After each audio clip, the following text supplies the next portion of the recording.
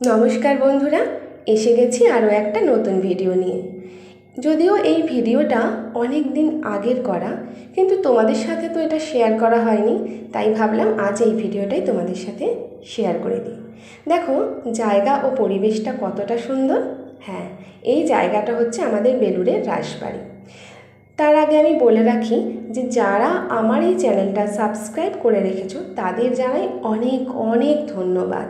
আর যারা সাবস্ক্রাইব করোনি, প্লিজ আমার এই ভিডিওটা যদি ভালো লাগে তাহলে প্লিজ আমার চ্যানেলটা সাবস্ক্রাইব করে দিও আর পাশে থাকা বেল আইকনটা প্রেস করে দিও।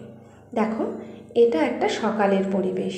রাসবাড়িতে আমি বহুবার এসেছি, যেহেতু আমার জন্ম বেলুড়েই, তাই ছোটোবেলা থেকে কতবার যে এই রাসবাড়ি এসেছি তার ঠিকানা নেই। যাই হোক, কিন্তু আমি এই সকালে কিন্তু কোনো দিন রাসবাড়ি আসিনি। হয়তো বেলার দিকে এসেছি বা বিকেলে বা সন্ধ্যের দিকে, কিন্তু এই সকাল সকাল এখন ঘড়িতে 8টা বাজে, আর এত সুন্দর একটা পরিবেশ আমি কখনো দেখতে পাইনি। দেখো কৃষ্ণচূড়া গাছ, নানা ফুল গাছ, দারুণ দারুণ সুন্দর একটা পরিবেশ। আর আমার হাজব্যান্ড এখানে প্রথমবার এসেছে। আসলে আমরা এসেছিলাম এখানে ডাক্তার দেখাতে, তো ডাক্তার দেখানো হয়ে গেছে খুব তাড়াতাড়ি, তাই ভাবলাম যে তার পাশ দিয়েই যাচ্ছি, রাসবাড়ির পাশ দিয়ে, আমার হাজব্যান্ডকে জায়গাটা ঘুরে দেখানো যাক, তাই আমরা এখানে ঢুকে পড়েছি। তোমরা যারা বেলুড় মঠ আসো ঘুরতে, যারা দূর থেকে আসো তাদের কথা বলছি। বেলুড়ে কিন্তু শুধু বেলুড় মঠ নেই, আমাদের এই রাসবাড়িও আছে। তো বেলুড় মঠ থেকে অটো বা টোটো করলে বা বাসে করে এলে তোমার 5 থেকে 7 মিনিট সময় লাগবে, খুব বেশি সময় লাগবে না। তোমরা এই রাসবাড়িটা এসে ঘুরে যেতে পারো। এখানে কিন্তু প্রত্যেক বছর রাস মেলা হয়, রাসের মেলা হয়। আগে এই ভেতরেও অনেক মেলা বসতো, কিন্তু এখন বর্তমানে ভেতরে মেলা বসতে দেয় না, বাইরেটা বসে, বাইরেও অনেক জায়গা আছে। আর মেলা হয় বিশাল মেলা, মানে দেখার মতো মেলা। আর মেলাটা থাকে প্রায় 1 মাস। রাসবাড়িটা গঙ্গার পাড়ে অবস্থিত। আর আমি এখানে না ছোট থেকে এতবার এসেছি আর গঙ্গা স্নান করেছি, আমার ভীষণ ভালো লাগে।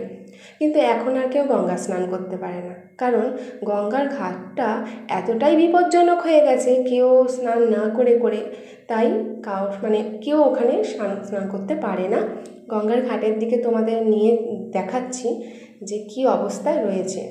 রক্ষণাবেক্ষণের জন্যই গঙ্গার ঘাটটা এতটা বিপজ্জনক হয়ে গেছে, কিন্তু তবুও আমাদের গঙ্গা স্নানের কোনো অসুবিধা হয় না, কারণ একটু এগিয়ে গেলেই পাশে আরও একটা ঘাট আছে, আমরা সেখানে যাই। যেহেতু আমি বেলুড়বাড়ি এলাকার মেয়ে, তাই আমার গঙ্গা স্নান করতে বা আমাদের এখানকার মানুষের গঙ্গা স্নান করতে কোনো অসুবিধা হয় না। একাধিক গঙ্গার ঘাট আছে। দেখো কী অবস্থায় রয়েছে। এত সুন্দর সকালের পরিবেশ, মানে এত ভালো লাগছে কী বলবো। এত সুন্দর গঙ্গার হাওয়া, চারিদিকে সবুজে ঘেরা, এত মন্দির, ভীষণ ভালো লাগছে। আর এই সকালটা দেখে আমার কি মনে হচ্ছে জানো? মনে হচ্ছে সূর্যাস্ত দেয় সূর্যোদয়ের প্রতিশ্রুতি। দিনের শেষবেলা আমাদের শেখায় প্রতিটি শেষের মধ্যে আছে নতুনের শুরু।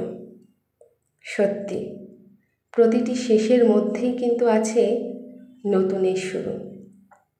যেমন দিনের পরে রাত হয়, আবার রাতের পরে দিন, ঠিক সেই রকম। দেখো একটা বড় ঘড়ি দেখা গেল, কিন্তু ঘড়িটা বন্ধ।